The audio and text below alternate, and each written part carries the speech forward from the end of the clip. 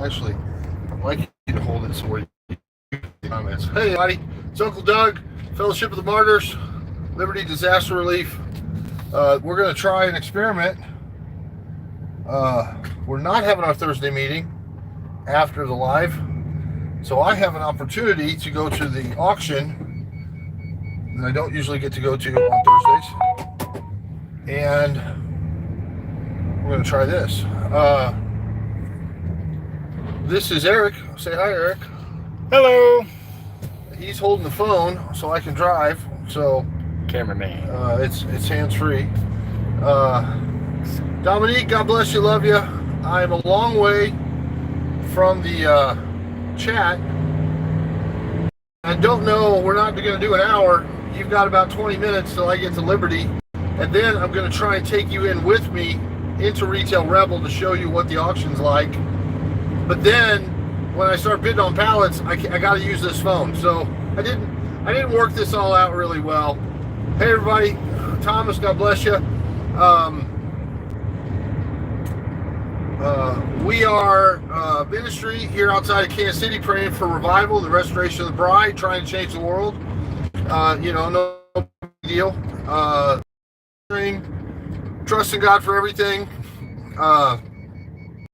We have right now 14 mobile homes. We're trying to sell a few, but we got 14 mobile homes. We have a 40-acre farm with a 20-acre cave underneath it. We have a thrift store with the giant community storehouse warehouse, and now we have an event center that we're renting next door where we have special events and sales and community things and on Sunday and whatever. And it's got a commercial kitchen we're about to get inspected and approved, and then we can use our freeze dryer that was donated to make and sell food, plus pop-up ghost kitchen kind of things, plus soup kitchen if we needed to, plus whatever other stuff. The last 3 years we did Thanksgiving on a bigger scale than normal. We've always done Thanksgiving together as a community and then cooked a lot extra and taken to-goes out to wherever God led us. We've been doing that for, I don't know, 15 years or something. But the last 3 years, since we've had the thrift store and the warehouse, we clean out a part of the warehouse and invite anybody that wants to come and have Thanksgiving dinner. Well, 2 years ago, I put an announcement out to the public, just anybody wants to come. And the health department said you can't do that. You have to have permits. They have to all be cooked on site. You can't be a potluck. You can't, all this stuff you can't do if you're, but you don't have to do all that stuff if it's just a church get together. If it's a bank customer appreciation day, they can grill hot dogs and they don't have to apply for any permits. They don't have to get permission from the health department, because it's like bikers having a clubhouse where they serve liquor to themselves. You don't have to have a liquor license. It's not a public thing or whatever like that. So anyway, I'm like, okay, well, our Thanksgiving's not open to the public. It's open to customer appreciation of anybody that's been to the thrift store or that's a part of the Church of Excelsior Springs or the Church of Liberty. And so if anybody came to the thrift store to come to the dinner, they would be in the thrift store and it would be for them. Anyway, but it might work better if we could just throw the doors open and make it a big public thing, and this new commercial allows us potentially to do that. I haven't gone through all the logistics in my head, potentially, of, let me turn this fan off, maybe that'll help a little. The things you run into, beautiful sunset, sun coming down, little Jesus fingers, show them the Jesus fingers up there. In the sky, there you go, beautiful. Some kid used to call them Jesus fingers when the light shines down through the clouds. Anyway, we still have the logistics of, can you really prepare hams and 6 turkeys, and can you bring stuff from outside and people cook from home? Can you, I don't know. We still got to work all that stuff out. Jorge, God bless you, man. I hope you're doing good. Going through his rehab on his body. not alcohol. To clarify. Anyway,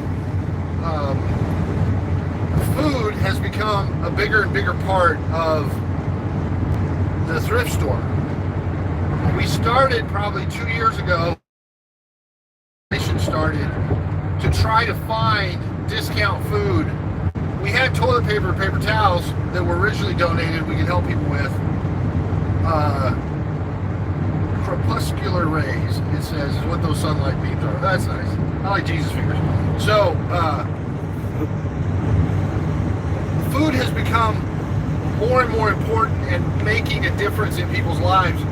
And as we find sources of discount groceries, maybe it's bent box, maybe it's grapes that have like 2 more days on them, or whatever. We always have the free stuff where we go out and pick up perishables, but there are non-perishables, cereal that's perfectly good 6 months after its date, or canned goods that are perfectly good a year after their date. The USDA has a whole write-up on their website about what you can really expect. And I try to be clear with people, it's not the kill you by date, it's the rotate stock date. It might be the best by date, but the day after the best by date is probably exactly the same as it was before.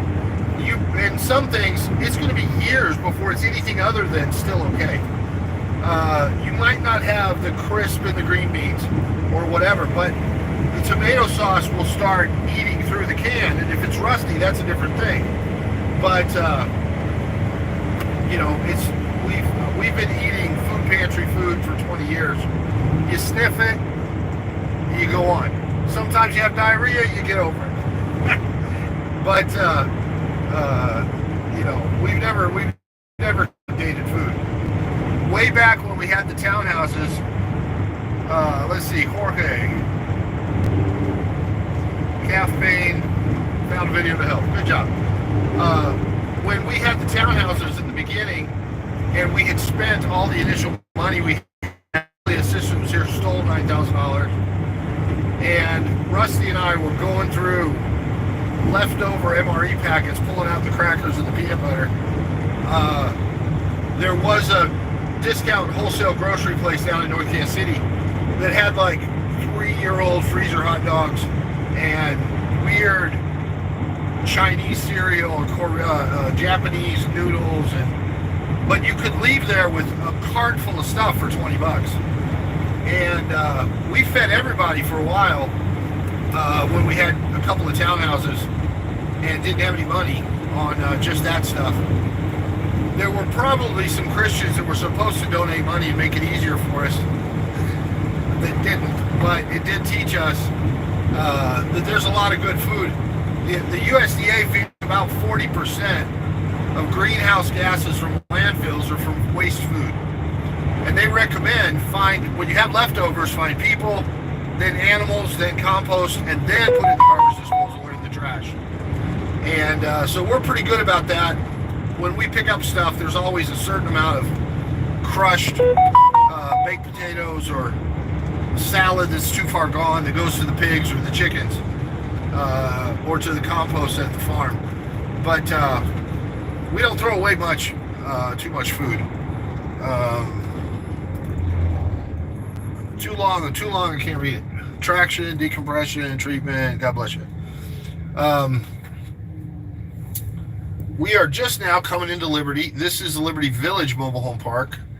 Over here we had 3 mobile homes. The guy that owned our park used to own this, and he'd given us 3 old homes to rehab. And then he sold this one to a great big company, and then they said, oh no, we're not honoring his verbal agreements with you, forget it. And we had one of them we already had people in, and the other 2 we were going to remodel. And they just flat, no, forget it, you can't have it. And then we stayed in the 3rd one for about 2 years. And then they're like, oh no, it's not nice enough for the park. We're just going to seize it and throw you out. Very, very, like, top 3 most unprofessional people I've ever dealt with. God bless them. So, but here, right now, we're coming into Liberty from Excelsior Springs. It's just, they don't quite touch. There's county. That's where the farm is in between, kind of a little on the north side. But Liberty is a very nice, about 30,000 people, but it hooks up against Kansas City. So some people in the Liberty School District are in Kansas City or a little town like Missouri City or Roosterville or whatever. But it's very upscale, bedroom community, professional, higher median income than Excelsior Springs is. Excelsior is about 10,000 people and $10,000 a year difference median income at least.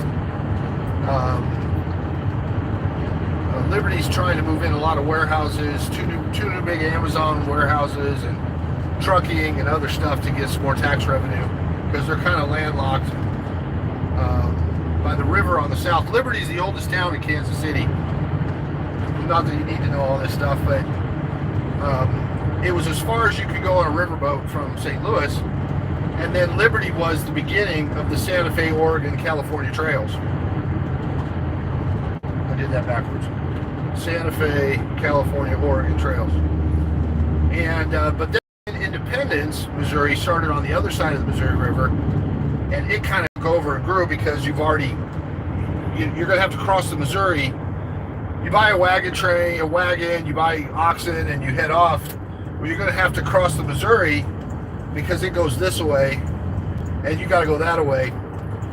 But if you get off the boat in Independence, you're already crossed the river, so you've saved that little step of the trip, and you might as well buy your oxen and stuff over there and not have to go across the ferry again. So Independence kind of took over. They have their big Santa Calagon days, and that's their big claim to fame. But they were founded 5 or 10 years after Liberty.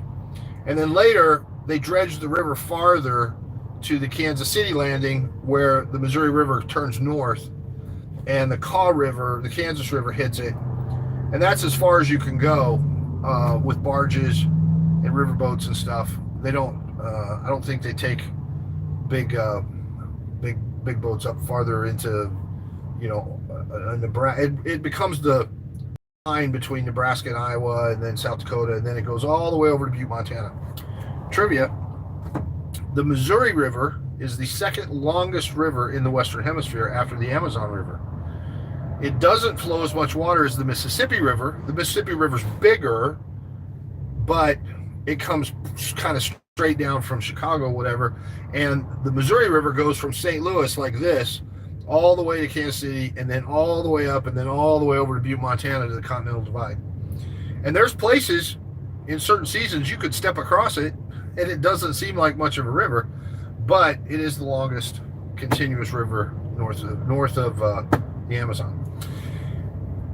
Anyway, liberty is important because where the Spirit of God is, there's liberty. Use not liberty as an excuse for the flesh, but in love, care for one another. And it is the oldest city here. It's the patriarch, the matriarch. Kansas City is a suburb of Liberty. They just don't want to admit it. But God planted us here in Clay County for a whole lot of reasons. And we still are connected to Liberty and feel like we're part of the Church of Liberty, even though we're kind of part of the Church of Excelsior Springs too. But the farm isn't either one. It's just in Clay County. And we have circled the city. We've circled Excelsior. We've circled Clay County, praying for revival, praying for God to move and to restore the bride. We're coming down the back way. We just passed Liberty Hospital. We're going into downtown Liberty and then on to this warehouse that's on the south side of Liberty. Over on this my left is the Hallmark Cards Distribution Center. I don't know how well you can see it from the road here, but when it was built, there it is right over there. It was the second largest building under one roof other than the Pentagon. Now there's gigafactories that are just, humongously bigger. If you look on this hill up here, you see the water tower, but across from the water tower is the dorms for William Jewell College. That's where I went to college here in Liberty. Was at the time Baptist college. Now they're trying to be the Ivy League of the Midwest. It is the oldest four-year college west of the Mississippi, private four-year college west of the Mississippi. They have the largest telescope of any four-year college, observatory on the roof of the science building, and date back to 1840 something. And was, I would say, reasonably priced, good education at the time, and there's a well-respected school around this parts. But Ivy League, they're not. Back in the late 80s, early 90s, there was this big schism in the Baptist convention, and they got all super conservative and tried to control the boards of trustees and take over all the Baptist institutions. And schools like Vanderbilt and Baylor and Wake Forest and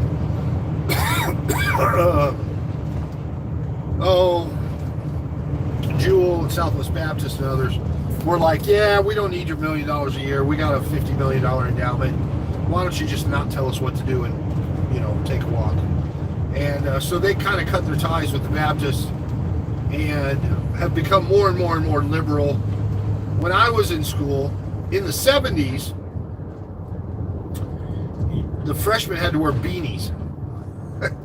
And in the 80s, when I was here, you couldn't have a dance on campus because it would be in the school newspaper, in the calendar, that we were having a dance, and it would go out to alumni all over the place that would freak out.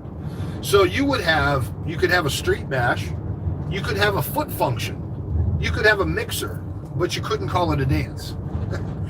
The campus was dry, except the fraternity houses pretty well got away with whatever. Anyway, now they moved the fraternities on campus. One of them got kicked off because they killed a kid and whatever. Show them around. This is Second Baptist Church over here. It is a fancy liberal white church. First Baptist is little cute black church. I was ordained to the gospel. I was licensed to the gospel ministry by that church when I was 18 years old. This is the Children Detention Center. Over there's the courthouse and City Hall. We're not going up over the square, but it's a neat old building. And we're coming through our stomping ground where we used to live. It's just up the road where the townhouses were on the next light over, 4 blocks that way. These are some really cool old houses over here from the, Liberty's antebellum, 1820s. So these are a little later houses, but some of the houses have plaques on the door how old they are. And there are a number of them that have slave quarters in the back, or a room that doesn't connect to the rest of the house. You have to go outside and go in the door. It was a real battleground in the Civil War because Iowa was a free state. Mason-Dixon line runs right above Missouri. Kansas was a free state. And it was unlikely, if you were conscripted in Louisiana, it's unlikely you were going to shoot your cousin. But in Missouri, yeah, totally could be killing people that were a few miles across the state line or in a town that was a holdout or whatever like that. It was bad. Jesse James had a lot of Southern sympathy around here, the murder and weasel that he was. I hate that that's one of the things Liberty had to repent for, was glamorizing a criminal. But preacher's kid. Dad was the founder of Providence Baptist Church just north of here in Kearney. And him and Frank, preacher's kids, Baptist preacher's kids. I'm trying to redeem the area from the curse of Baptist preacher kids. But anyway, never know. There's a homesteads up in Kearney and museum, and people come and it's a tour, and just a murderer.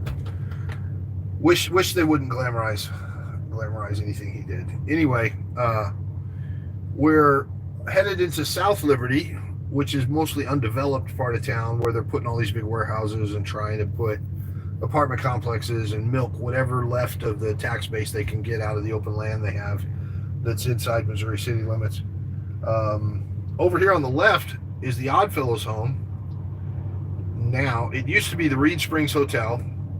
people came from all over to sit in the mineral baths from under it had all healing properties and stuff, and like Road to Wellsville movie kind of stuff, and people come from all over. At the same time, when Excelsior Springs was getting famous, the Reed Springs Hotel was a big 3-story Victorian with wraparound balconies all the way around or whatever. And anyway, it burnt to the ground. Satan doesn't like God giving us free healing stuff. The wells got capped, and the Oddfellows eventually bought it and had a retirement home here for retired Oddfellows. The Oddfellows were a guild in England. This is History Day with Doug. The Oddfellows were a guild. You might have the Stonemasons Guild or the Accounting Guild or the whatever. But then you had all these little teeny careers that, like, there weren't enough of them to really hang together and be a union. And that was their protection. That was their social security net, was whatever guild you were in, where you'd pay your dues, and then they'd take care of you or your widow or your kid or whatever, insure you and bargain, collective bargaining and whatever. Well, if you're a watchmaker or I don't know, chimney sweep or something where there's not enough of you, anyway, you might be able to show it over here. There's 4 big buildings on 100 acres. It's a winery and bed and breakfast. 2 or 3 of the buildings are empty. There's some asbestos, and they do paranormal things and stuff in there, but they've got a big fancy oak walnut covered ballroom, and 5 or 8 rooms are set up for bed and breakfast, and they can't get the grapes to grow. It's really cursed. A warlock here in town used to own it. Maybe still does, I don't know. But God keeps promising it to us, so I'm believing we're going to use that for the Lord one of these days. And I could probably house 300, 400, 500 people there, coming from all over, speaking different languages, translating the websites. I don't know, whatever vision the Lord's given us that he's going to actually get around to doing before it's too late. I feel like Abraham. I'm getting old, Lord. I'm gray, Lord. You know, anytime now you could get that kid up here like you promised. We could get this show on the road. If I'm supposed to travel the world and do all this stuff anytime now, we're not going to do it for the thrift store. We're going to have to, whatever. Anyway, I think $4 or $5 million would buy it, and another $1 million would rehab it. And depending on how much you pay them to get it done quick, you could probably have a lot of people there in a hurry. And it had a hospital for a while. It had floors. It had clinics on every floor. It has big kitchens. It had all kinds of stuff. Anyway,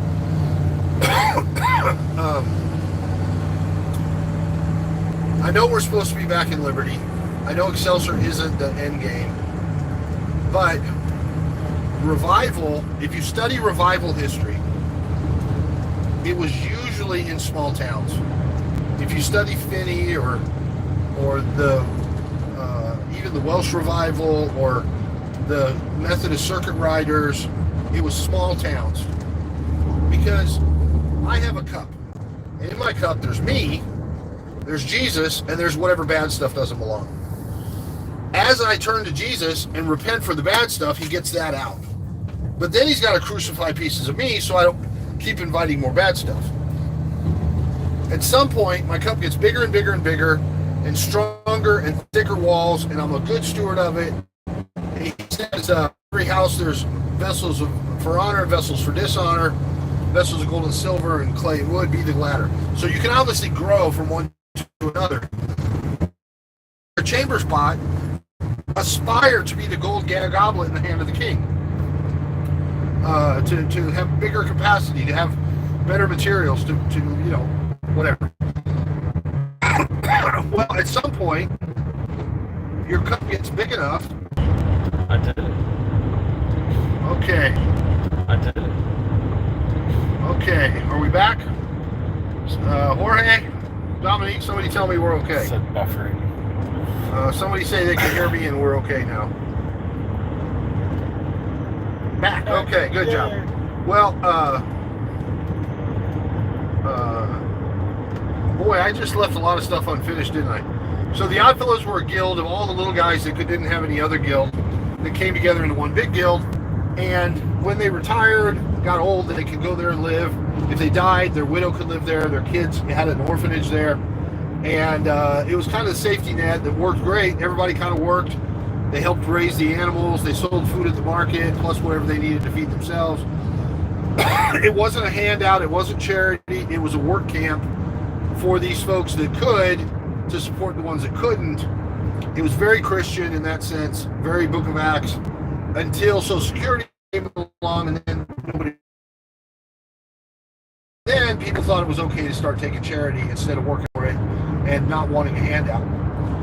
Anyway, they closed in 1980 and it sat empty for a long time. And but they're getting it all remodeled, getting ready for us. Anyway, we're on this industrial parkway down here in South Liberty. I gotta have some air. And all of a sudden it's going to be a whole bunch of great big warehouses. I'm going to take you into Retail Rebel to show you the auction if I can, but they got to scan my number off the phone, so we're going to work all this out. You might get a little jumpy, seasick, but I can't help it. I probably could get tripods with the thingy on it, but Doing my best. he's doing his best.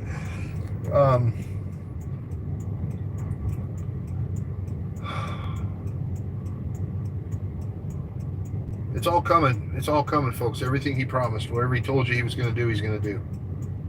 And I don't know why it takes so long sometimes. I don't know why it tarries.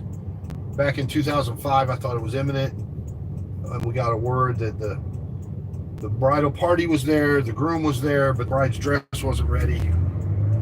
And there was going to be a delay. And some years later, like, 2019 or something, he said, oh, there's no more delays, we're on the home stretch now, this is it. And so I don't know what that means exactly. He said he was coming back soon 2,000 years ago, so I don't know. God and time are a hard thing. One time he told me something was going to happen, promised me it was going to. Okay, we're back. All right, we're back. Anyway, he told me soon something was going to happen. I pinned him down. He said instantly, immediately, faster than you could think or imagine. And then it was 6 months until it happened. And I'm pretty sure I can think or imagine faster than that. Tell me we're okay. Somebody say we're back. I think we're back. Show them these warehouses here. Just pan around. We just passed an Amazon. There's another Amazon over there. We're going to this big warehouse here. There's 2 or 3 more in front of us. That they just, all of these popped up in just the last couple of years. Okay, we're still on. Are we good? Yeah, back. Okay. Scamazon. Well, it's not as bad as Wish and what's the new one? Shop Like a Billionaire, Temu. Well, I don't think anything on there is going to last the day after you get it in the mail. But who knows? What now? The tariffs? Oh, now you really, Temu's really going to be shopping like a billionaire with 125% tariffs that Trump's putting on China, boy. I can't. They're going to have to revamp their whole website. Boy, oh boy, I tell you. All right, so show them where for a parking spot. Somewhere that I don't have to walk all the way because I'm old and feeble. I think I could maybe. No, there's a motorcycle. Okay, we'll go down around. They're fairly busy at the end of the night. The auction closes at 8. You go in, you look at pallets, you bid on them, and then Thursday, and then at 8 o'clock, it's all bid against each other, and see who wins them. Now, I got a sort of a in because one of the manager guys likes what we do, I asked, hey, could I have whatever people bid on and they don't end up taking home?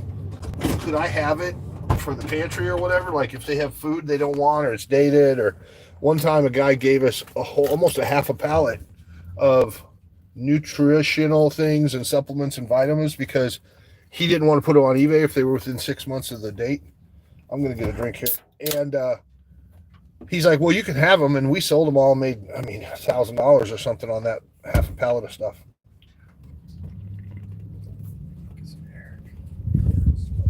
Okay, so I'm gonna walk and we're gonna go in. I'll show you around. I don't know if I'm allowed to do this. We're just gonna do it anyway. You can look up my nose, watch my hair blow in the wind. Anyway, so here's a big warehouse. People are parked all over down here, and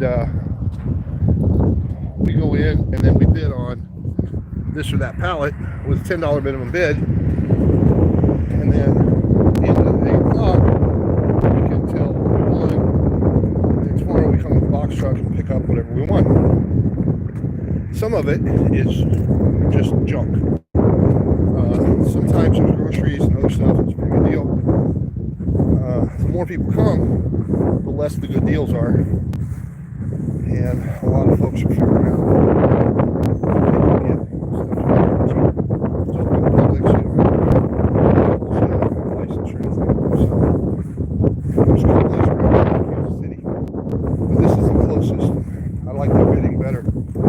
the other ones you get one shot and you gotta get in everybody else's head and try to outbid them, and cost you a lot. Alright, so I'm gonna have to switch. Everybody hang loose. I don't know what the camera's gonna do.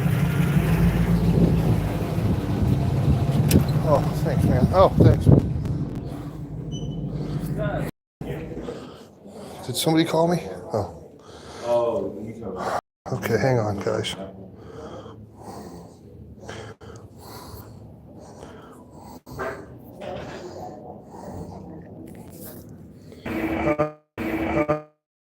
Can I change the camera?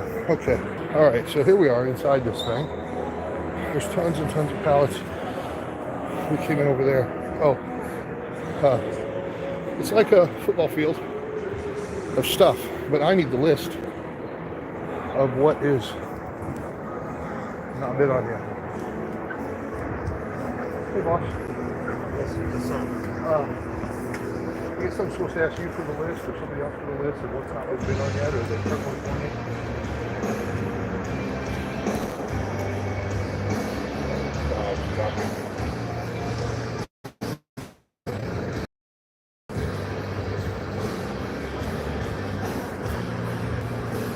Hang on, we're moving.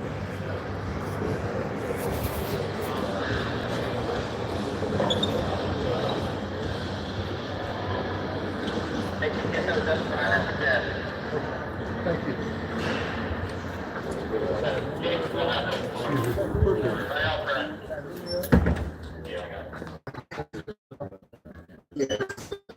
Nobody's bid on. Hold on. Okay. You're in charge of that. Start with the thousands.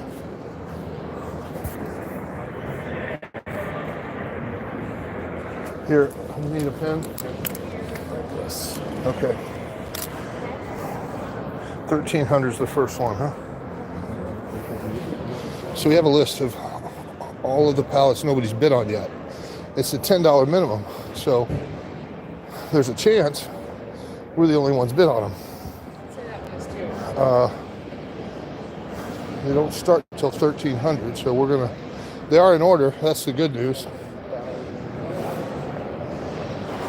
They all have a barcode like this, and you scan the barcode and then enter your bid. Well, I can't do that with you guys, so about where we gotta say goodbye, because I only have an hour and a half of change to do this, and then at 8 o'clock we gotta bid on stuff. So, how come none of these got numbers? Do you see anything? Anyway, a person could. You probably have something like this in your town if you have any kind of decent sized town around. But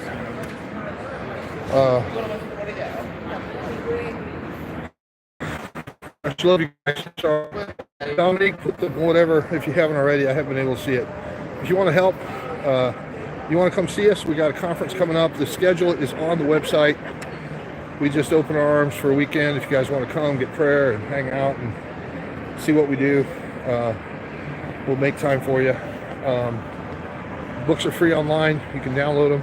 But we're going to go through and look if we can find some food for good value or anything else that we need to have for the thrift store that we can pass on in savings to people or whatever. Camera job. Yeah. And God bless everyone for my shaky camera job. That's Eric. We'll do a video with him and share his story one of these days when he gets his head on right.